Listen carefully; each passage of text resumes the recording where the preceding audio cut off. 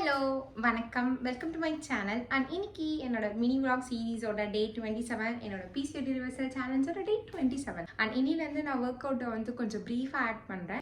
ப்ரீஃபாக இந்த sense 8 to 10 minutes work out என்ன பண்ணுறேன் ஸ்லோவாக. இப்போ ஒரு போஸ் வந்து நான் 1 time பண்ணி காட்டுறேன், அதை நீங்கள் ஒரு 10 to 15 times ரிப்பீட் பண்ணுங்கள். பிகாஸ் ஃபாஸ்ட்டாக பண்ணும்போது நீங்கள் என்னோட ஸ்பீடே வந்து அது நினச்சிக்கிறீங்க.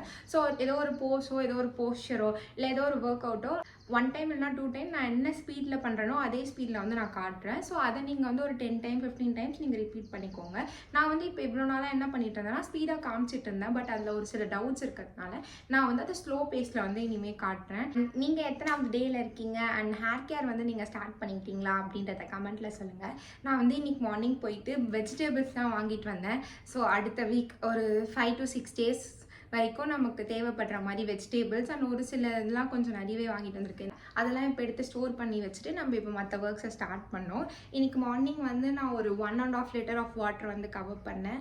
ஒரு 4-5 buckets ஃபுல்லாக க்ளோத்ஸை வந்து அலசி காய போட்டேன். அலசி காய போடும்போது நான் உங்களுக்கு வீடியோவில் ஆட் பண்ணுறேன். நம்ம ஒரு வாட்டி நம்ம அலசும் போதே ஒரு 4 time வந்து ஃபார்வர்ட் பெண்ட் பண்ணோம்.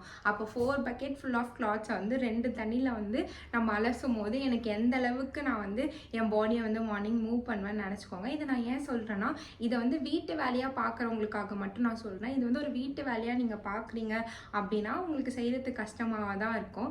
ஆனால் நீங்கள் அதை எப்படி பார்க்கணுன்னா, இவ்வளோ நாள் நமக்கு நம்ம அம்மா செஞ்சுருந்தாங்க, நம்ம பாட்டி அவங்களாம் செஞ்சுட்டு இருந்தாங்க, இப்போ நம்ம அவங்களுக்கு ஹெல்ப் பண்ணுவோம். அந்த மாதிரி பாருங்கள். அண்ட் எப்போவுமே சும்மா இருக்க நம்ம கொஞ்சமாச்சும் நம்ம பாடியை மூவ் பண்ணுவோம். சும்மா இந்த சென்ஸ் நம்ம வேலைக்கு போனாலுமே சும்மா தான் இருக்க போகிறோம். ஒரு சிலர்லாம் ஹார்ட் ஒர்க் பண்ணுவாங்க. ஹார்ட் ஒர்க் இந்த சென்ஸ் நம்ம உடம்பை வச்சு வேலை பண்ண, லைக் வாக் பண்ணி லைக் ஒரு சில விஷயங்கள்லாம் கலெக்ட் பண்ணுறது அந்த மாதிரிலாம் நான் சொல்கிறேன். பட் ஒரு சிலவங்களாம் வந்து ஸ்மார்ட் ஒர்க் இந்த சென்ஸ் நம்ம பிரெயினை மட்டும்தான் வேலை செய்வாங்க. லிட்டரலி உட்காந்துட்டு அந்த மாதிரி வேலை பார்க்குறவங்களுக்கு இதெல்லாம் ஒரு பெரிய பாடி மூவ்மெண்ட்டாக இருக்கும். ஸோ இதை ட்ரை பண்ணி பாருங்கள். எப்போவுமே வந்து ஒரு வேலையை வந்து வேலையாக பார்க்காம அது நமக்காக இவ்வளோ நாள் ஒருத்தவங்க செஞ்சுட்டு இருந்தாங்களே அவங்களுக்கு நம்ம செய்கிற ஹெல்ப்பாக பாருங்கள். அப்போ தான் நம்ம நிறைய வேலைகள் செய்ய ஸ்டார்ட் பண்ணுவோம். பிகாஸ் நானுமே ஒரு 1 week வந்து எங்கள் அம்மா கூட எழுந்துக்கிறேன். எங்கள் அம்மா வந்து 4:30க்கு எழுந்துப்பாங்க. நான் ஒரு 5:30க்கு அப்படி எழுந்து கொஞ்சம் என்னால் என்ன ஒர்க்லாம் முடிக்க முடியும், சாதம் வெடிக்கிறது, குழம்பு செய்கிறது, வீடு வாசல் பெருக்கிறது, கோலம் போடுறது, அதுக்கப்புறம் வீடு ஏற கட்டுறது, இந்த மாதிரி ஒர்க்ஸ்லாம் வந்து என்னோட வேலைகளை தவிர்த்து செஞ்சிட்ருக்கேன். உண்மையாக அது வந்து செய்யும் போது கொஞ்சம் ரொம்ப எனர்ஜி வந்து ட்ரெயின் அவுட் ஆகுது. எனக்குலாம் வந்து ஒரு 8 மணிக்கே வந்து அந்த டேவே ஸ்டார்ட் ஆகலையா, அதுக்கு முன்னாடியே வந்து எனக்கு எனர்ஜி வந்து ட்ரெயின் அவுட் ஆகுது. அப்போ நான் எப்படி யோசிப்பேன், நம்மளை விட 2 மடங்கு பெரியவங்க ஆல்ரெடி ரொம்ப வருஷமாக உழைச்சி அவங்க அவ்வளோ ட்ரெயின் அவுட் ஆகிருப்பாங்க. அவங்க இன்னுமே இந்த வேலையை செய்யணுன்ற போது அவங்களுக்கு அது எவ்வளோ கஷ்டத்தை தரும். அவங்களுக்கும் ஒரு சில ரெஸ்ட்லாம் வேணும்ல. ஸோ முடிஞ்ச அளவுக்கு உங்களுக்கு சுற்றி இருக்கவங்களுக்கு இருக்க ஒர்க்ஸ்னால் நீங்கள் கொஞ்சம் ஷேர் பண்ணிக்க பாருங்கள். எஸ், நம்ம ஒரு டைட்டான ஷெடியூலில் கூட இருக்கலாம், நம்மளால் இதெல்லாம் பண்ண முடியாதுன்னு இருக்கலாம்.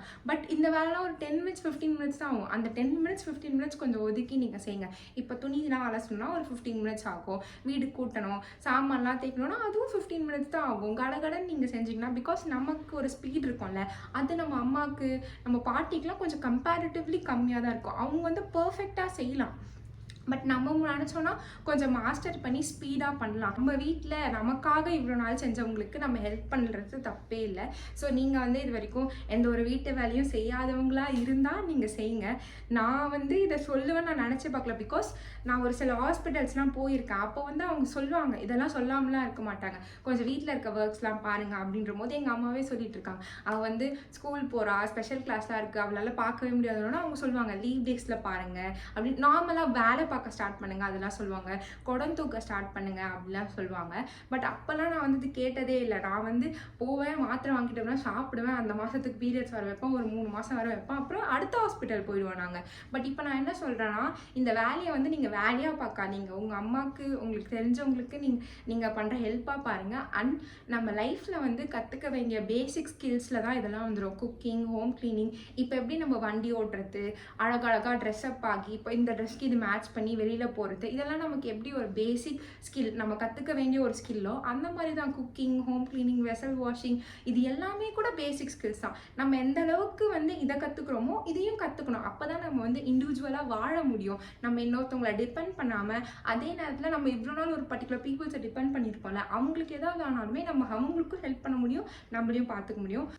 இது ஃபுல்லாக வெஜிடபிள்ஸ் வாங்கிட்டு வந்துட்டுருக்கேன். அண்ட் இன்னும் கொஞ்சம் வந்து வண்டியில் இருக்குது. மோஸ்ட்லி வந்து நான் வாங்கினதுனால நம்ம டயட்டில் நிறைய இன்க்ளூட் பண்ணிக்கலாம் அப்படி யோசிச்சு வாங்கினதாக தான் இருக்கும்.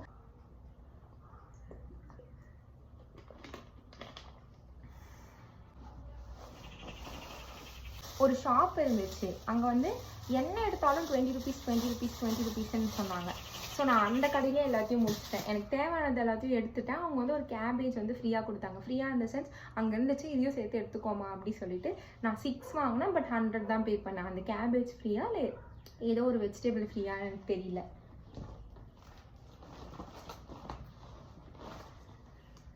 இந்த புதினா, கொத்தமல்லி அண்ட் கறி லீஃப் இது எல்லாமே சேர்த்து வந்து 50 rupees ஆச்சு.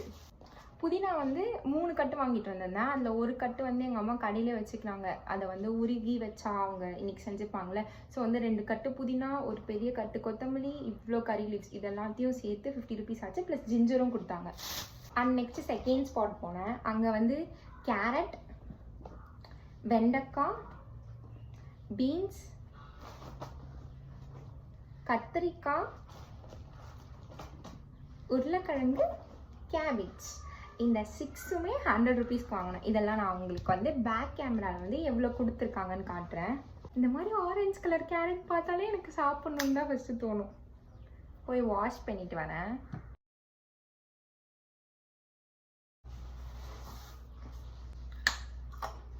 அண்ட் அடுத்து எனக்கு ரொம்ப ரொம்ப பிடிச்ச கார்ன். இது வந்து 3 கார்ன் வந்து வேக வச்சது வந்து 50 rupees சொன்னாங்க. சரி அப்படி சொல்லிட்டு எனக்கு ரொம்ப பிடிக்குமா வாங்கலாம் அப்படின்னு சொல்லிட்டு வாங்கிட்டு ஒரு கார்ன் நான் எடுத்துகிட்டு வந்துட்டேன். 2 கார்ன் வந்து எங்கள் அம்மாவுக்கும் அப்பாவுக்கும் கடையிலே கொடுத்துட்டு வந்துட்டேன். இது வந்து எப்போ நான் சாப்பிட்லாம், ஃபர்ஸ்ட் மீலாக எடுத்துக்கலாம், இல்லைனா செகண்ட் மீலாக எடுத்துக்கலாம், இல்லைனா இன்னைக்குள்ளே காலி பண்ணிடலாம், இல்லைனா 2 மீலும் இல்லைனாலும் உட்காந்து சாப்பிட்ருவேன் நான். இது ஓரளவுக்கு எனக்கு தெரிஞ்சதுக்கு நான் இதெல்லாம் வாங்கிட்டேன். அதுக்கப்புறம் எங்கள் அம்மாவுக்கு ஃபோன் பண்ணி வேறு என்னம்மா வாங்கணும்னு கேட்டால் அப்போ தான் அவங்க மெயின் ஐட்டம் சொல்கிறாங்க. வெங்காயம் வாங்கணும், தக்காளி வாங்கணும், பச்சை மிளகாய் வாங்கணும், அதுக்கப்புறம் கிழங்கு வகைகளில் வந்து உருளைக்கிழங்கு மட்டும்தான் வாங்கியிருந்தேன். ஸோ வந்து கருணக்கிழங்கு வாங்கணும். நாங்கள் அங்கேன்னு இந்த பேக்கெல்லாம் தூக்கிட்டு போயிட்டு அந்த ஷாப்புக்கு போகிறேன். ஷாப்புக்கு போயிட்டு இவனை வாங்கிட்டு வந்தேன். இவன் எனக்கு ரொம்ப பிடிக்கும். ஆனால் இவனை நம்ம நிறைய எடுத்துக்க கூடாது. என்ன பண்ணுறது, ரொம்ப பிடிக்கும் எனக்கு கருணக்கிழங்கு. இவங்க 2 பேரும் வந்து என்னோட ஃபேவரட் லிஸ்ட்டில் இருந்தாங்க. இப்போ வந்து கொஞ்சம் லிமிட்டடாக எடுத்துக்கிறேன். பிளெயின் வெஜிடபிள்ஸ்லாம் நான் நிறைய சாப்பிடுவேன்.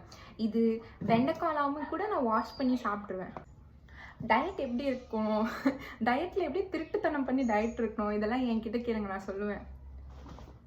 இந்த மாதிரி ஸ்வீட்டான கேரட்ஸ் எங்கள் அம்மா வந்து சாப்பிட்டு பார்க்க சொல்லுவேன். சாப்பிட்டா ஒரு சில கேரட்ஸ் வந்து கொஞ்சம் மைல்ட் ஸ்வீட்டாக இருக்கும், ஒரு சில கேரட்ஸ் வந்து நிறைய ஸ்வீட்டாக இருக்கும். எங்கள் அம்மா கிட்ட நான் சொல்லுவேன் ஸ்வீட்டாக ஏதாவது கேரட்ஸை தான் வாங்கி வைங்கம்மான்னு. ஏன்னா எனக்கு வந்து நிறைய சுகர் கிரேவிங் இருக்கும். அப்படி பட்சத்தில் நான் என்ன பண்ணுவேன்னா, எனக்கு எப்போனா கிரேவ் ஆச்சுன்னா இதெல்லாம் ஸ்வீட்டாக இருக்குது, இந்த கேரட்டுமே செம்ம ஸ்வீட்டாக இருக்குது, ஸோ இந்த மாதிரி வாங்கி வச்சுட்டு நான் வந்து சாப்பிடுவேன். இது வந்து நேச்சுரல் சுகர்ஸ் தான் இதில் இருக்குது. பட் நான் ஒன்றும் இவ்வளோ கேரட் சாப்பிட்றதில்ல. நான் சாப்பிட்டேன், இது கேரட் சாப்பிட்டேன், இல்லை இதில் ஆஃப் கேரட் சாப்பிடுவேன், அவ்வளோதான். அதுக்கு மேலே இல்லை ஸ்வீட் இருக்கிறதுனால நான் அவ்வளோ சாப்பிட முடியாது. ஸோ வந்து இதெல்லாம் வந்து கொஞ்சம் ட்ரிக்கு. அதுக்கப்புறம் இந்த வெண்டைக்காய் இதெல்லாம் கொஞ்சம் நல்லாயிருக்கும் சாப்பிட்றதுக்கு. எங்கள் அம்மா வந்து தக்காளி சாப்பிடுவாங்க, எங்கள் பாட்டியும் தக்காளி சாப்பிடுவாங்க. அப்புறம் எங்கள் பாட்டி வந்து பூண்டு சாப்பிடுவாங்க, பிளெயின் பூண்டு சாப்பிடுவாங்க. ஆனால் அதெல்லாம் நான் சாப்பிட்டதில்லை. அப்புறம் கடைக்கு விற்க கொஞ்சம் பிஸ்கெட்ஸ் எடுத்துகிட்டு வந்திருக்கேன். இது நம்ம பார்க்கக்கூடாது, பிகாஸ் நான் டயட்டில் இருக்கேன். வெண்டைக்காய் வந்து இப்போ எனக்கு டயட் ஆரம்பிச்சதுலேருந்து எனக்கு ரொம்ப பிடிக்கும். இந்த வெண்டைக்காவும் கேபேஜும் வந்து டயட் ஆரம்பிச்சதுலேருந்து எனக்கு ரொம்ப பிடிக்கும். ஏன்னா இது 2மே வந்து செய்கிறது ரொம்ப ஈஸி. இவனுமே ஈஸியாக செஞ்சிடலாம், எது போட்டாலும் இவன் நல்லா இருப்பான். இவனையுமே வந்து ஈஸியாக செஞ்சிடலாம். ஆனால் இவன் கொஞ்சம் இவனை சால்ட் அண்டு ஸ்பைசி வந்து பார்த்து போடணும். பிகாஸ் இவன்கிட்ட ஆல்ரெடி சால்ட் இருக்கா என்னன்னு தெரியல. நான் எப்போ போட்டாலுமே உப்பாக ஆயிடுறான்.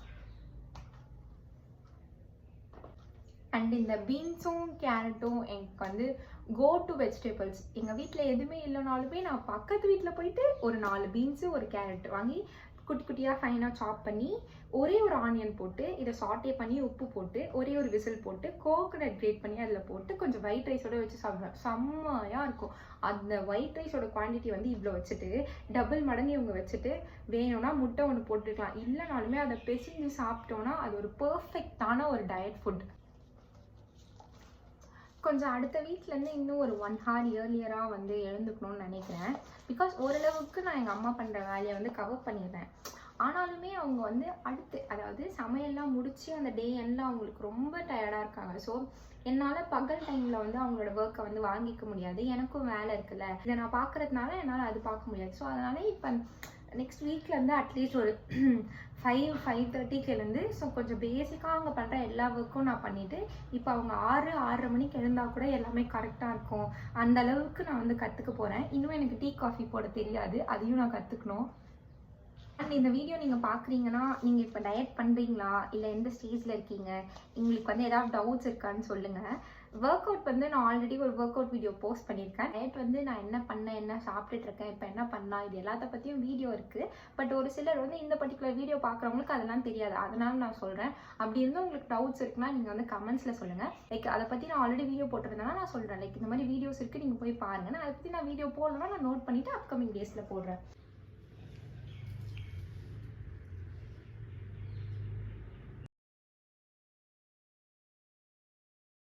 வீடியோ எடுத்துகிட்டே இருந்தேன், சடனாக இருட்டாயிடுச்சு, செம்ம மழை பெய்ய ஸ்டார்ட் ஆகிடுச்சு. சரி அப்படி சொல்லிட்டு சார்ஜர் போட்டுட்டு போயிட்டு வெளில இருக்க துணியெல்லாம் எடுத்துகிட்டு வந்து உள்ளே வச்சுட்டு அம்மாவுக்கு வந்து லஞ்சும் கொடுக்கணும். ரொம்ப ஃபாஸ்ட்டாக மழை பெய்ஞ்சுன்னா இங்கே வந்து போக முடியாது.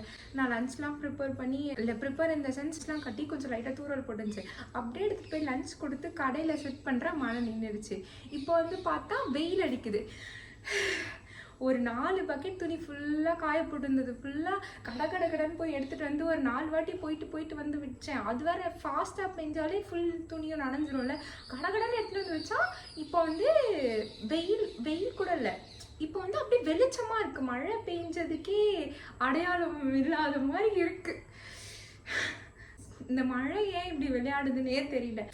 ஓகே, இப்போ வந்து ஒர்க் அவுட் பண்ண ஸ்டார்ட் பண்ணலாம். நான் வந்து காலையிலேருந்து செம்மையாக ட்ரெயின் அவுட் ஆகிட்டேன். வீட்டு வேலை, கடைக்கு போகிறது, காய்கறிகள் வாங்குறது, செம்மையாக ட்ரெயின் அவுட் ஆகிட்டேன். பாடியில் எனர்ஜி இல்லை. ஸோ வந்து 10 எக்ஸசைஸு, ஈச் எக்ஸசைஸ் ஒரு மினிட், அவ்வளோதான்.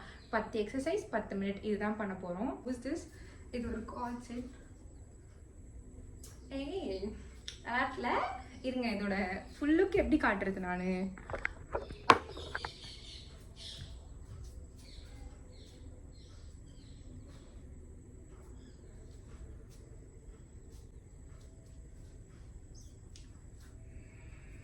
Nice 2 sides pocket. பிச்சைக்கான டைம் போதும். நான் வந்து எனக்கு ஏதாவது ரொம்ப பிடிச்சிருந்துச்சு, கம்மி பட்ஜெட்டில் குவாலிட்டி நல்லா இருந்துச்சுன்னா ஈச் மந்த் நான் ஏதாவது வாங்கினேன்னா ஒரு வீடியோ போடுறேன். இந்த மந்த் ஒரு 4 or 5 கலெக்ஷன்ஸ் இருக்கும், நான் சொல்லியிருக்கேன்ல.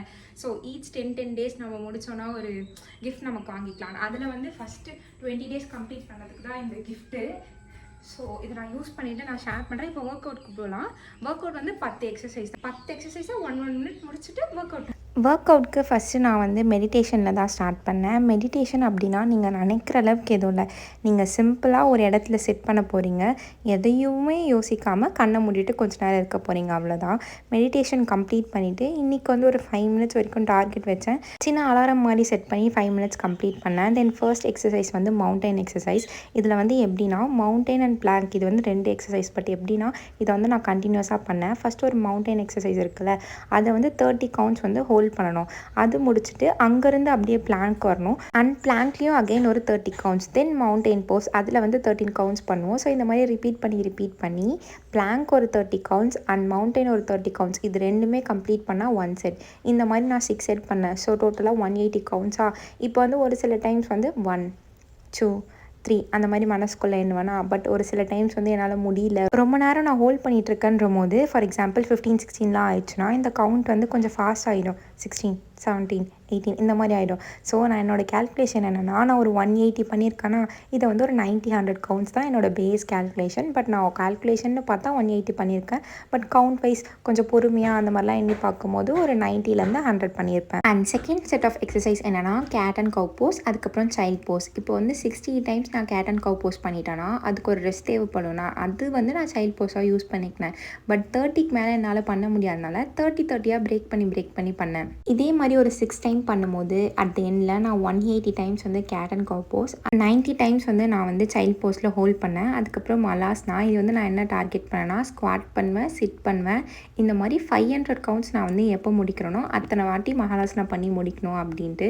ஸோ 70, 80, 50, 40 இந்த மாதிரி எடுத்து தான் நான் வந்து 500 கவுண்ட்ஸ் டார்கெட் பண்ணேன். அதுக்கப்புறம் 3 வேரியேஷன் ஆஃப் பட்டர்ஃப்ளை போஸ். ஒன்று வந்து பட்டர்ஃப்ளை டேப், அதுக்கப்புறம் பட்டர்ஃப்ளை ஃபார்வர்ட் பெண்ட் அண்ட் பட்டர்ஃப்ளைலே வந்து தையை அதாவது முட்டியை வந்து நல்லா பிடிச்சி அதிலே வந்து ஹோல்ட் பண்ணுறது.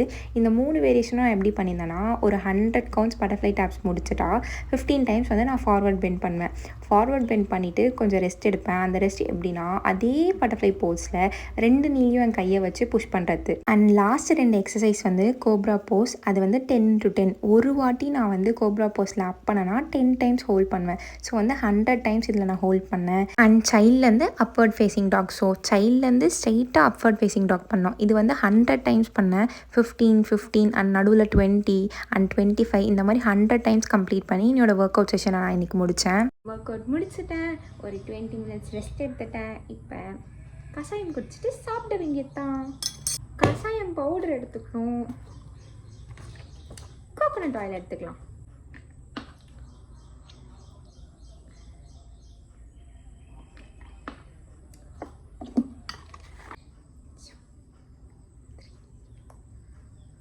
ஃபர்ஸ்ட் மீல் சாப்பிட்டுட்டு நான் எங்கள் அம்மா கூட போய் கடையில் ஸ்டிச் பண்ண ஸ்டார்ட் பண்ணேன். ஸோ எனக்காக இன்றைக்கி நான் வந்து ஃபாஸ்ட்டுக்காக கொஞ்சம் சீக்கிரமாக சாப்பிடணும் அப்படின்ட்டு எங்கள் அம்மா 6க்குலாம் என்னோடய டின்னர் குக் பண்ணிட்டு வந்துட்டாங்க. 2 இட்லி, அதுக்கப்புறம் சுட சுட இந்த அப்பளம், கடலைப்பருப்பு போட்ட குழம்பு இருக்கும்ல, அதை வந்து செகண்ட் மீலாக எடுத்துக்கினேன். And thank you so much for வாட்சிங் திஸ் வீடியோ. நீங்கள் இந்த பிசிஓடி ரிவர்சல் ஜர்னியில் இருக்கீங்கன்னா நீங்கள் தனியால் வாங்க நம்ம சேர்ந்து இந்த ஜர்னியை பண்ணுவோம். தேங்க்யூ, பாய்.